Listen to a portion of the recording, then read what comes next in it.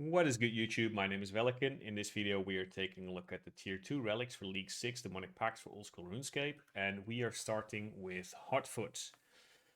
Upon choosing Hotfoot, you will receive the Searing Boots. While wearing the Searing Boots, you will gain the following benefits. Agility experience is gained based on your agility level while you run. Caught fish are automatically cooked, and mined ore is automatically smelted. Additionally, regardless of your footwear, picking up some termites or a mark of grace from a course will automatically complete the lab, granting completion experience, and it will give you 10,000 coins. Marks of Grace will always have a 33% chance to spawn on all rooftop courses, and completing a course will grant 2 completion count, and it will give you 25% bonus experience. You will have a 100% success rate on all actions for agility and cooking, and you will receive twice as many termites and 10 times as many crystal shards from the Colossal Worm agility course and the Prifdinous agility course. Very cool. So what does Hotfoot do? It solves agility, cooking, and it helps with smithing. The agility solve I put in quotation marks because I am afraid it might underwhelm slightly. Don't get me wrong, Hotfoot is insane for agility. It will definitely solve it. However, a lot of people are saying, oh, Hotfoot is a free passive 50 mil agility experience. You might be mistaken. I tried to look for people that went corner cutter last time around, and they were reporting that they had around level 85 agility when they got close to dragon rank, and some people were saying they had 30 million agility experience after being done with the league last time around. That's a big range, level 85 or 30 million experience. Either way, it's not a free 50 mil, so keep that in mind. Then Hotfoot helps with cooking. Cooking is super fast anyway. Even if you go for 50 mil, I don't think Hotfoot is a reason for cooking at least. And then Hotfoot helps with smithing, and smithing might be solved by your area pick. So if you go Larcenist into Ranwin, or if you would go to the desert for Giant's Foundry, or if you would go to Fremennik for the Blast Furnace, Hotfoot gets devalued, right? So what Hotfoot definitely does, it would help you with the early GP. Hotfoot is a tier 2 relic. Tier 2 relics can be achieved early. And having a couple 100k available early game is very helpful. So keep that in mind. Hotfoot is decent with the Wilderness Agility course. I tried to look this up. It looks like you will not be getting double the rewards from the Wildy Agility course, but you will get the lap counter up twice as fast, which will net you better rewards. So that might be interesting. I don't think it's anything insane, but it might be decent. Then for Zeya, especially early Zeya goers, Hotfoot might complement you because Zeya is really bad for agility, and it has the farming guild for Herblore and farming, where Friendly Forager and Woodsman are strong. So maybe Hotfoot is a better pick for people that would like to go Zeya. And then Hotfoot is interesting for Zolcano because previously you would have Infernal Tools and they would smelt the rocks for you at Zolcano. So you would only have to enchant them, making Zolcano very cool and very fast. That said, I probably wouldn't go Hotfoot just for that. Then for point cap, I am unsure if you want a point cap that you would need Hotfoot. I think you do. It wholly depends on the task list. The 2000 Apatol labs come to mind. There might be similar tasks this time around, so you may want Hotfoot. That's what most people are saying. 50 mil agility experience might be difficult to solve without Hotfoot, so keep that in mind. Surely Barbarian Gathering isn't enough to solve agility by itself. And Hotfoot will definitely save time for 50 mil agility, but I think you might be running laps on a course regardless, right? Either way, for point cap discussion and those types of strategies and the exact numbers on time saved per relic, I would just point you towards the League's Discord. The whole point cap strategy thing is basically not the goal of my videos, right? So to the League's Discord you go. Then for normal players, yes, agility is difficult to solve, especially without underwater agility or if you're skipping Barbarian Gathering. But the question from me to you is, do you really need to solve agility, right? Let's say you can knock out a few tasks with, for agility, I mean. Do you really need 99? Do you really need 25 mil? It's your decision. So My argument is you don't have to complete all agility related tasks. You can just simply not do them, right? Moving on, Woodsman. No, we are not ignoring Friendly Forager. We are just saving it for last. Woodsman. If you pick Woodsman, you will gain the following passive effects. All items are processed at once while fletching, and stackable fletching items are capped at 10x the regular amount per action. That is insane for fletching. Chopped logs are automatically burned while woodcutting. You will have a 100% success rate on all hunter actions, and hunter traps attract animals faster, giving double the loot and experience. That is really cool. That basically helps hunter to a point where you would go for 50 mil. Hunter traps always drop a random herb seed or tree seed when harvested. That is really, really, really useful as well. Hunter rumors give double experience, and the hunter loot sacks will award twice as much loot. That is really useful.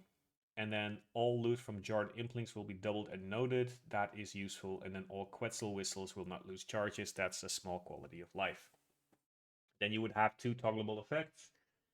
Hunter traps harvest directly to your bank, and logs chopped will automatically be burned. Those are both toggleable. So for Woodsman, it basically solves Hunter. You probably will go to 50 mil Hunter if you pick Woodsman. Then the Chinchompa tasks give decent points available early.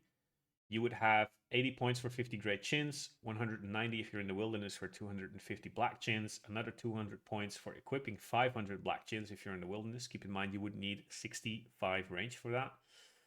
Then another 200 points for 500 chins regardless of color, and then 200 points for red chins if you are in Taranwin or Kandarin, based on previous league's tasks. For points rushing, however, you are better off fletching. More about that in a second. Chins help with ranged experience for meleeers and mages in multi-combat areas. That is something to keep in mind. If you're looking to go melee or mage, you might just go Woodsman to solve your ranged very easily.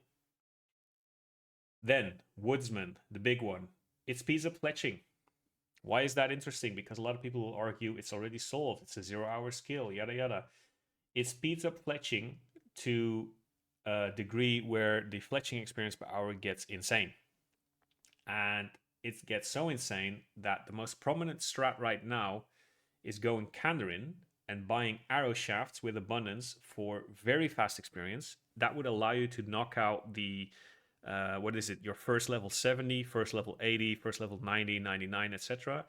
very quickly. And in the later aspects or parts of the league, you would be able to knock out the 100 mil task and the 200 mil experience task. And Woodsman is probably your fastest ticket to the 200 million experience task if you are going for it. I'm not saying you should, but it's something to keep in mind if you're eyeballing Woodsman. Then, Woodsman also solves fire making. If you are going Zaya, you would have Wintertod available, and you would have to do Wintertod anyway for points. And Wintertod is arguably better for fire making to begin with. So if you're going Zaya, that would devalue this aspect of Woodsman. Then Woodsman would give you herb and tree seeds. That will help your farming tremendously. I think it solves farming through the tree seeds. It will also help herb lore and potions. If you are going desert, wilderness, and Taranwin specifically, you might be hurting for herb patches because Varlamore only has one herb patch. So if you're thinking, oh, Woodsman is insane, and you were eyeballing desert, wildy, Taranwin, you might have overlooked that part. Obviously, mastering mixology is a thing, so herb lore is not too difficult to train. However, I don't think you want to train to 50 million with mastering mixology, even in leagues, because I think that minigame is, well, I wanted to use a word better left unsaid. Hunter Rumors rewards drop herbs. That's a tongue twister. This kind of ruins Friendly Forager. So the Hunter Rumor reward sacks, they drop double the amount of herbs, and I think it will be enough together with mastering mixology to get your herb lore level up. And I think that devalues Friendly Forager. Right? More about Friendly Forager in a minute. Then I think Woodsman devalues Barbarian Gatherer. Barbarian Gathering and Woodsman is strong together, don't get me wrong, but the major draw for Barbarian Gatherer was banking, fire making, and fletching experience, and Woodsman basically solves fletching immediately, and it helps with fire making too. So if you were thinking to go Barbarian Gatherer for fletching and fire making alone, then maybe Woodsman is not the pick. Or if you turn that around, if you are eyeballing Woodsman, you might consider Endless Harvest or Abundance instead, right? Hope that made sense. Then, last and certainly least, Friendly Forager.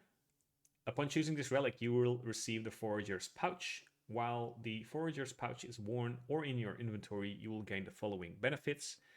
When you gather resources from woodcutting, fishing, mining, and hunter, the pouch will find and store random grimy herbs. This herb is limited to any which your herb level plus 25 can clean. This pouch will only find herbs it is assumed to store, and it also functions as a silk-lined herb sack. That's all very cool. Then when you are training herblore skills, all items are processed at once. That is very useful. Then the big one, secondary ingredients have a 90% chance to not to be consumed. And this is probably the reason to go Friendly Forager. And then potions created will have 4 doses instead of 3. All right. What does Friendly Forager do? It solves your herblore quite handily. Friendly Forager is a herblore solve, and that's it. Herblore is annoying to solve as an Iron Man. We all know this. And if you don't, any Iron Man will tell you. But Friendly Forager only solves one skill, and that might be problematic because Woodsman and Hotfoot, they solve multiple skills, right? So in that regard, I would argue Friendly Forager isn't as strong. The main strength, I would say, from Friendly Forager is you would have an abundance of potions, specifically combat potions. Woodsman give plenty of herbs, which is the biggest argument against Friendly Forager. And also be reminded that if you are going wildy first, or maybe second, you would have blighted supplies in the wilderness, and you may not need supplies from Friendly Forager, right? Friendly Forager also might be nice in Taranwin because you would gain access to the Divine Super Combats, and those are the best potions in the game, and with Friendly Forager, you might be able to spam them and get plenty of them.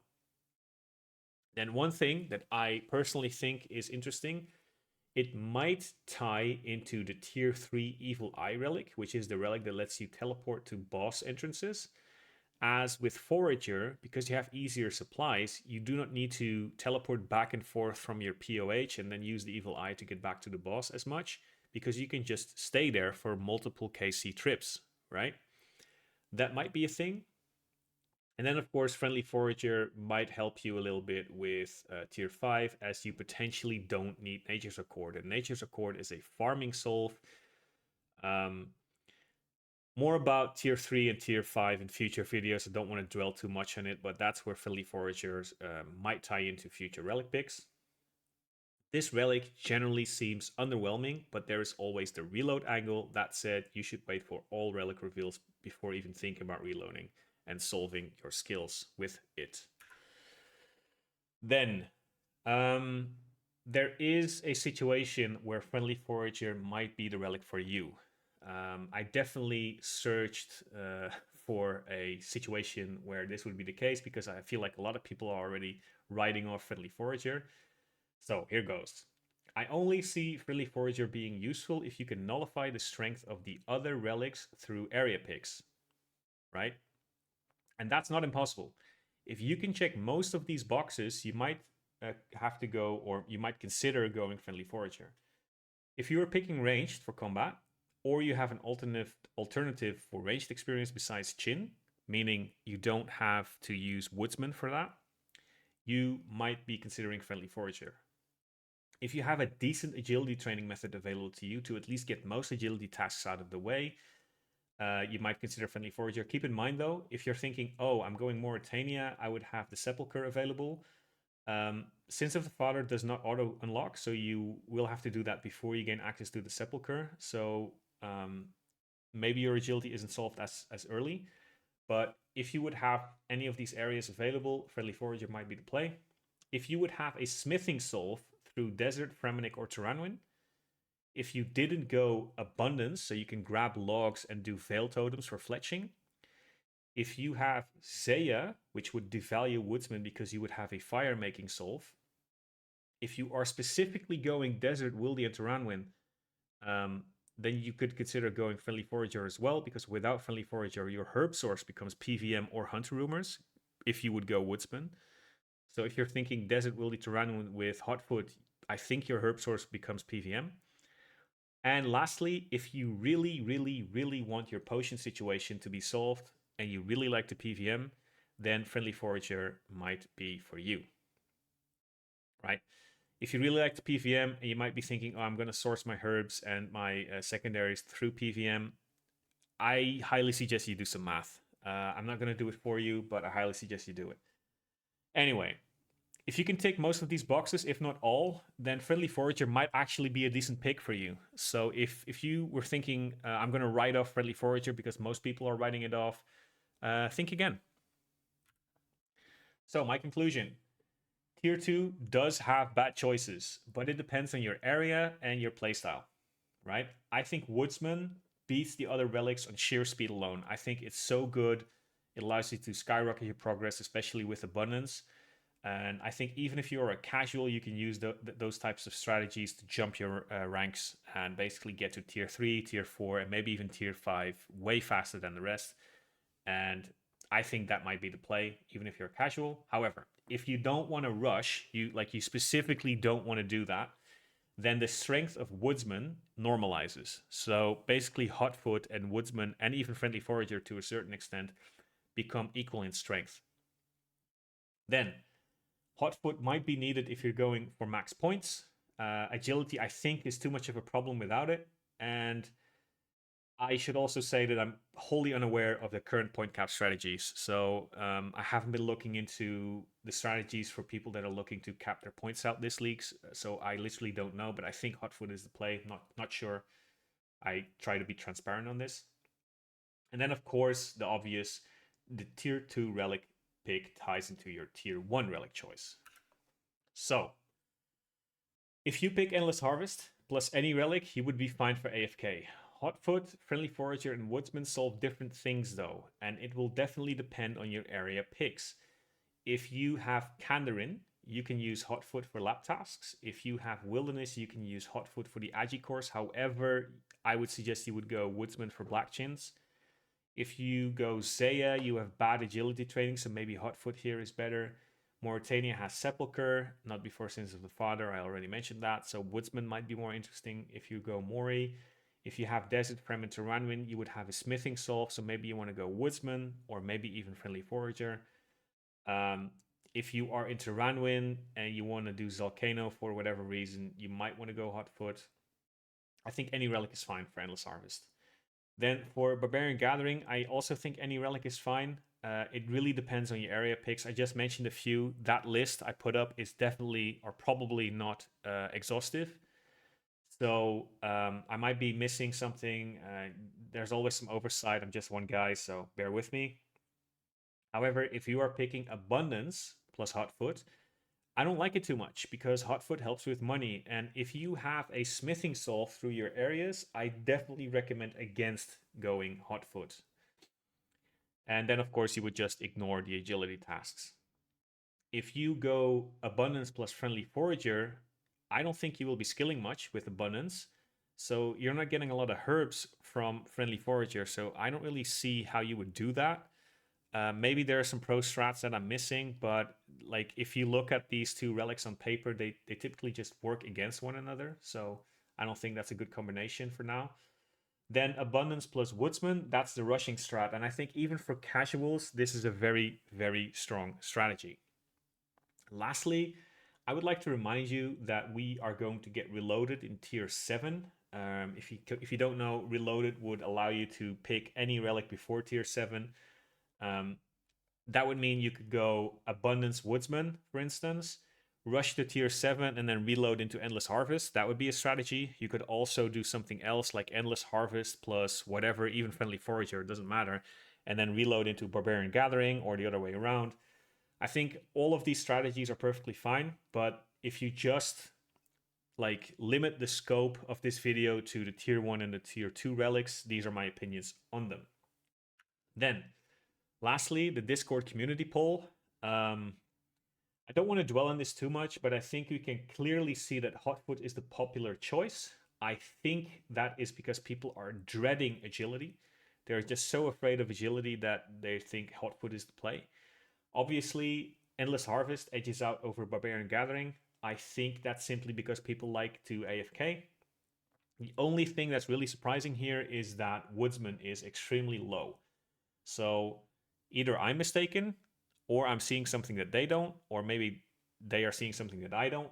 Either way, I think this makes this discussion only more interesting. And one thing I would like to close this video on is I'm just one guy trying to figure out whatever I want to do for leagues and then share that with you. I try to be exhaustive, but it's basically impossible.